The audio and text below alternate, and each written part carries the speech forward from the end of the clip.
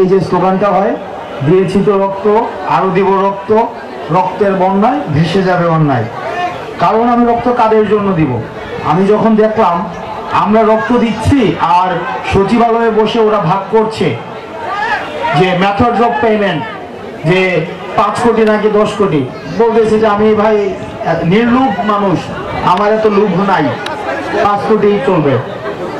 তারপরে যখন বললো যে স্যার 10 কোটি, বলতেছে তোমার যা ভালো মনে হয়। কিসকাউন্ডাল, অসভ্য।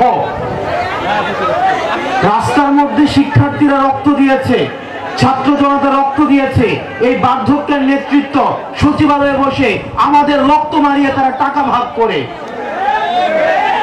সুতরাং এই বার্ধক্য নেতৃত্বের জন্য আর ছাত্র নাগরিক আমরা রক্ত দিতে প্রস্তুত না। আমরা আমাদের জায়গা থেকে স্পষ্ট করতে চাই, আপনারা যারা সচিবালয়ে বসে নীতি নির্ধারণ করছেন, আপনারা সচেতন হন।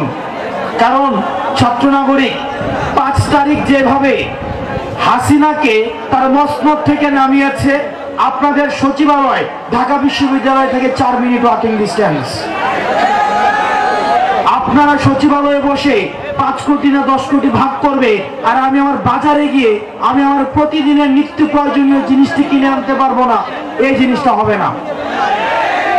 আপনারা বাজারে যাওয়া আছে, এখানে মানুষের বাজারে যান, কারা কারা বাজারে যান? দেখেন, আমি রাজনৈতিক কোনো বক্তব্য দিতে আসছি না, আমাদের একদম বেসিক নিড। আন্দোলন কি সারা বছর আন্দোলন করব? আমরা সারা বছর রাস্তায় থাকবো?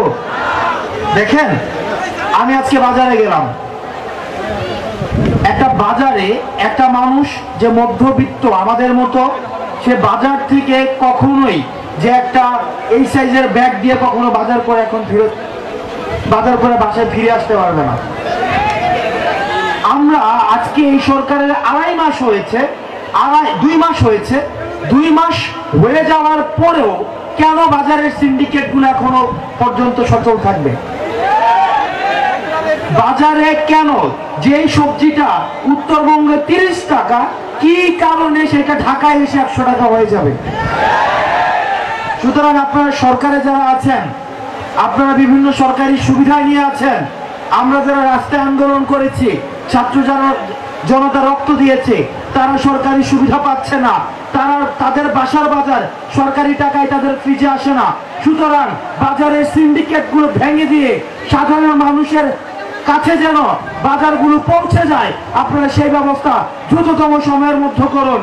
না হয় ছাত্র নাগরিক এই সরকারের বিরুদ্ধে কথা বলা শুরু করবে। আমাদের সাম্প্রদায়িক সম্প্রীতির সনাতন ধর্মাবলম্বীদের সবচেয়ে বড় উৎসব যে দুর্গাপূজা কিছুদিন পরে রয়েছে। দুর্গাপূজাকে ঘিরে বিভিন্ন মহল ইতিমধ্যেই ষড়যন্ত্র লিপ্ত হচ্ছে।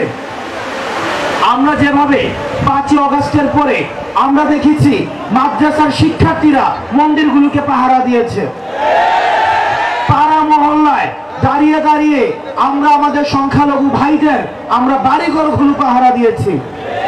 সুতরাং এই যে সামনের পূজাটি রয়েছে, এই পূজাটি আমাদের যারা ভাইরা রয়েছে, অন্য ধর্মের ভাইরা রয়েছে, তারা যেন তাদের অনুষ্ঠানটি নির্বিঘ্নে পালন করতে পারে, সেটির জন্য আমরা আমাদের জায়গা থেকে নিরাপত্তা বেষ্টনী তৈরি করব এবং তাদেরকে যেন কোনো ধরনের হামলা, কোনো ধরনের সাম্প্রদায়িক কোনো ধরনের ষড়যন্ত্র, সেগুলোকে রুখে দেওয়ার জন্য আমাদেরকে প্রস্তুত থাকতে হবে।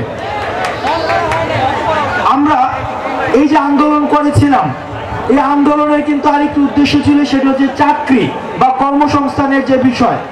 2 মাস হয়ে গিয়েছে, আমি জানি না চাকরি বা কর্মসংস্থানের জন্য সরকার কি করেছে। আমরা চাই, আমরা যারা বেকার রয়েছেন, আমাদের যে বেকার ভাইয়েরা রাস্তায় নেমে আসছেন, আপনারা আমাদের এই বেকার ভাইদের জন্য দ্রুততম সময়ের মধ্যে চাকরির সার্কুলারগুলো দিবেন।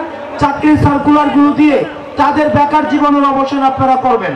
আমি একটা জিনিস আপনাদেরকে সচেতন করছি, আমাদের এই যে স্বাধীনতা পরবর্তী যে বাংলাদেশটি প্রতিষ্ঠিত হয়েছে, এই স্বাধীনতা পরবর্তী বাংলাদেশে কয়েকটা জিনিস থাকবে না। 1, প্রোটোকল পলিটিক্স থাকবে না। 2, সেলফি পলিটিক্স, এগুলো থাকবে না। সুতরাং ভাইয়ের সাথে একটা সেলফি তুলে ফেসবুকে পোস্ট দিয়ে অন্যদের নজর কেড়ে পদ বা পদোন্নতি বাগিয়ে নেওয়ার যে চর্চা, এই চর্চাকে কবরস্থ করতে হবে। আমরা 5ই আগস্টের পূর্বে যেভাবে স্লোগান দিয়েছিলাম বিকল্প আমি, তাইলে ভাই এখন কেন আপনারা ভাইদের পিছনে ঘোরাঘুরি করবেন? আপনাকে বিকল্প হয়ে উঠতে হবে, আপনাকে নেতৃত্বের জায়গাটায় আপনাকে আসতে হবে। এখানে যারা যারা রয়েছেন প্রত্যেকে তার জায়গা থেকে প্রত্যেকে এক একজন নেতা। তো সুতরাং আমাদের ছাত্রলীগীয় যে কালচার ছিল, এই যে সেলফি পলিটিক্স, প্রটোকল পলিটিক্স, এগুলোর স্থায়ী পুনর্বাসন আপনাদের মধ্য দিয়ে হোক, পড়াশোনার চর্চাতে থাকুক এবং সবাইকে পড়াশোনা করতে